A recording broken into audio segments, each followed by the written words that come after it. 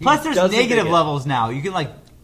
There's below? Yeah, there's Imperial levels, and I don't know what the fuck that's for. I've been trying to figure it out. Like, I've been researching, why do I have two negative levels? It's the interrogation room and the map room. You don't want people seeing that. That's not for the public. They could go against Federation law, the stuff that the Imperials I'm just sticking with regular Tiny Tower. Yeah, there's a threat of going against Federation law in the Star Trek universe. Mm-hmm. Starfleet will bust your ass. In one movie, they sent him back to San Francisco, where there was a dolphin. As a whale. Well, whatever it was. As a whale, you fucking idiot. Listen. As a goddamn whale. Guys, the same fucking director is making all the goddamn movies is where the Starfleet headquarters is. That's where they live. Okay. Who is the nerd? It's Garrett. Yeah. You've been watching a lot of Star Trek or whatever, haven't you? Yeah. All right. Well, that baton dropped. Star Trek has been around for 25 years. I don't know if I need to introduce people to it. I don't think you need to introduce people to it, but you can share your opinions on this podcast. No, leave Rocco hanging. It's great. It's really entertaining for everyone. Do you like the J.J. Abrams vision on Star Trek? Yeah, I do, but I think that, The Onion made a joke about the first Star Trek movie, and the more that I watch The Next Generation, that joke becomes less of a joke and a real complaint. The first Star Trek, like J.J. Abrams' first Star Trek? Or yeah. Okay. And then you watch The Next Generation. And it was something along the lines of, good movie, but where was all the heavy-handed political overtones? And as I'm watching Star Trek The Next Generation, it's like, well, yeah, that's like a fucking significant part of the Star Trek. Was political in Generation? Yeah, they're always it's all about that's why I didn't like Gundam Wing.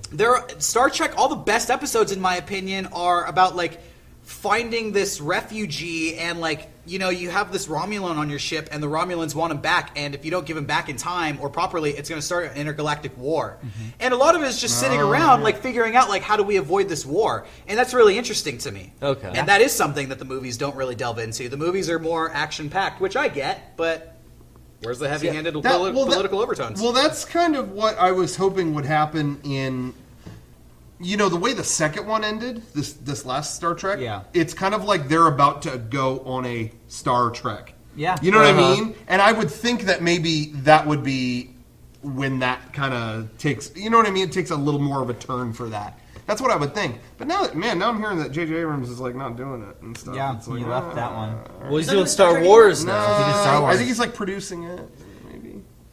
Yeah, interesting. So I was just curious, how that was going in that regard. Never, I've still not watched like all of. I want to watch like all of Next Generation. I've never done. See, I've never watched Next Generation. Next Generation is the best. Episodes would come on when I was a kid, and I'd catch glimpses like I knew who Riker was and whatever. So, did you see that the last 5 minutes before Simpsons every week? Yeah, basically, yeah. And I'd be like, oh, Whoopi Goldberg was in that one. Guinan, right?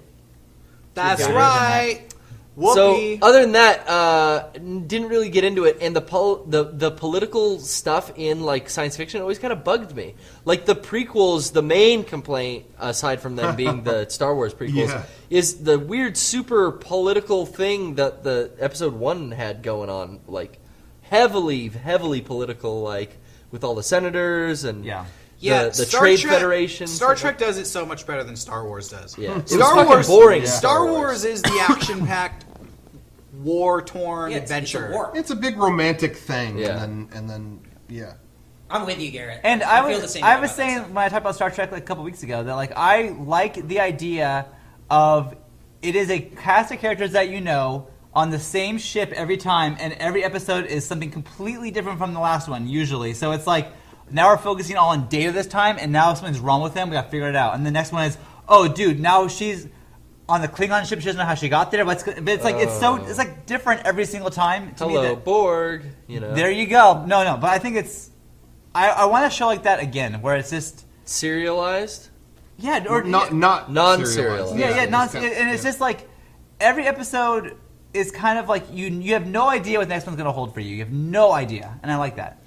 Yeah, but watching them through all at once, I think it is intended to be serialized because they keep referring, especially I just started season 4, and they keep referring to like the last 3 episodes. Yeah. That they've done consistently. It's like we're just going into this, wrapping up our encounter with the Borg, and I was like, oh, that was the last 2 episodes they were fighting the Borg. Right. But Fucking- that's the fucking thing is love though, it. there's I can't think of the word, it just escaped me. But consistency? Continuity? Continuity, thank you, Jesus Christ.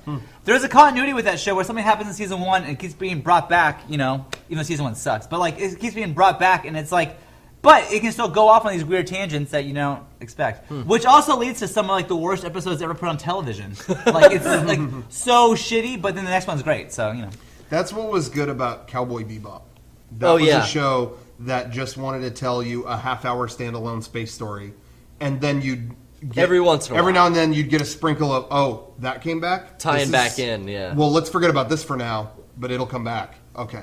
And then you got the 2-parter episodes every once in a while. Someone That in the only happens chat twice. said we haven't seen enough of the Klingons, and I actually thought, it would be cool if they did a Star Trek series, rather, that took place during the same time as the Next Generation, but it followed like a different race. That'd be cool. Like it was all on board a Romulan ship, or it was all on board a Klingon the ship. wrong would be good because that's the one they're always going against. So Yeah, that'd be but cool. then I thought about it, and I was like, Star Trek is so fucking nerdy as it is. Now we're gonna have a series where every character has fucking alien makeup over their nose Yeah. and And- forehead. Oh, wow, and that would take forever. It's going to be subtitled. every character looks like a No, fucking it's not idiot. subtitled. Every character is explaining, When they well, say- maybe on speak Earth Klingon? you do things this way, but on Yeah. Romulus we do it like this. And I was like, okay, maybe it's better that it's all about humans and it's more relatable. Don't Klingons have a Klingon There's a- language? there's a though? language, It's like but- Star Trek-y. There is we're getting real nerdy here.